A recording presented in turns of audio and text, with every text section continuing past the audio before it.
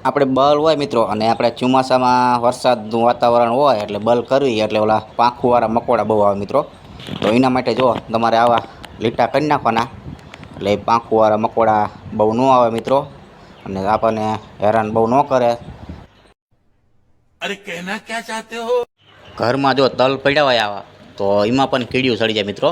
જો તો એમાં પણ એ કામ લાગે વસ્તુ. પછી તમારે જો રોટલા હોય ગરમું હોય તો એમાં કીડીઓ ગળી જતી હોય મિત્રો બાસેથી, તો એમાં પણ એ વસ્તુ કામ લાગે મિત્રો.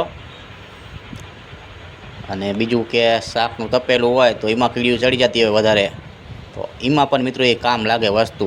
પછી આગળ વાત કરી તો લોટના ડબ્બા હોય તો લોટના ડબ્બામાં પણ કીડીઓ ચડી જતી હોય મિત્રો. તો એમાં પણ એ વસ્તુ કામ લાગે મિત્રો. એટલે ખાસ કરીને જીવડા છે, કીડીયું છે, મકોડા છે, એ બધામાં કામ લાગે મિત્રો. અને ગોળ હોય તો ગોળના ડબ્બામાં પણ કીડીઓ અને મકોડા ચડી જતા હોય મિત્રો બાયસથી.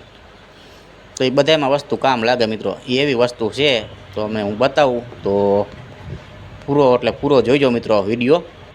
જુઓ મિત્રો આ ખાંડનો ડબ્બો છે ને, તો આમાં કીડીયું ચડી જાય છે. જુઓ અમારે વધારે જ છે કીડીયું મિત્રો, એટલે અમારે એવી વસ્તુ રાખવી જ પડે છે. જો તમારે પણ કીડીયું મકોડા કે પાંખવાળા મકોડા હોય કે સાદા મકોડા હોય કે જીવડા હોય તો મિત્રો એ વસ્તુ તમે પણ રાખજો, તો તમારે પણ એનાથી ઘણો બધો ફાયદો થાય છે મિત્રો.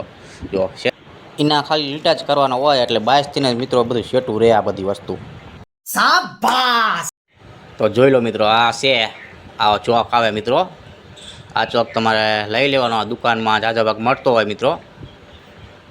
અને આ ચોકનો તમે ઉપયોગ કરો એટલે તમારે જે બધી વસ્તુ આવતી હોય જીવડા છે, મકોડા, પાંખુંવાળા કે કીડીયું, એ બધાને લીટા કરી નાખો એટલે તરત જ સેટું હોય જાય મિત્રો. એને 22થી જ કેવો છે ચોક તમને બતાવું ખોલીને.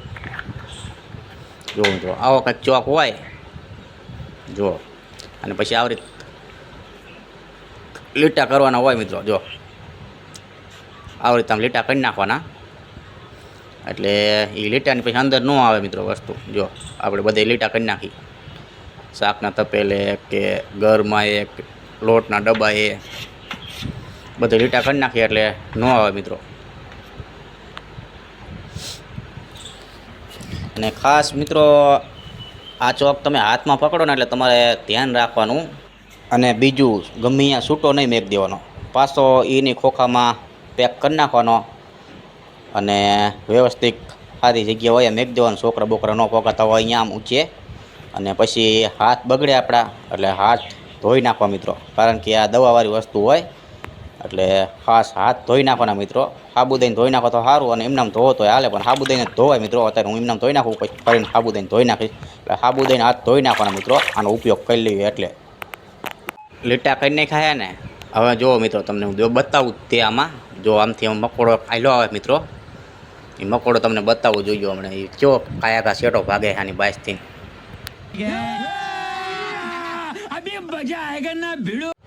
જો મિત્રો મકોડો જો અહીંયા લીટા કર્યા અહીંયા જો જાય છે, પણ 22 આવે છે ને તો ઉપર ચડવાની કોશિશ કરે છે પણ 22ના હિસાબે પાછો પડે. જો પાછો ચડ્યો માર્ગે. જો અહીંયા આપણે લીટા કરેલા છે એટલે જો કાયા ઘા ભાગ્યો જાય છે ને, ઘા કરે જો લીટા કરેલા છે એટલે અહીંયા ઊભો ન રહેતો હોય ને 22 જ એટલી આવે છે. કાયા ઘા આવે એ આપણે લીટા નહીં કર્યા હોય એ બાજુ વહી જાય છે.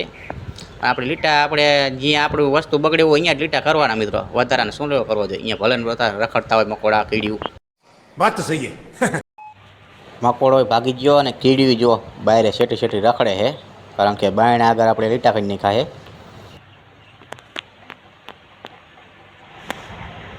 તો વિડીયો કેવો લાગ્યો મિત્રો કોમેન્ટ કરી જરૂરથી જણાવજો, અને નવા હોય તો આપણી ચેનલને સબસ્ક્રાઈબ કરજો મિત્રો.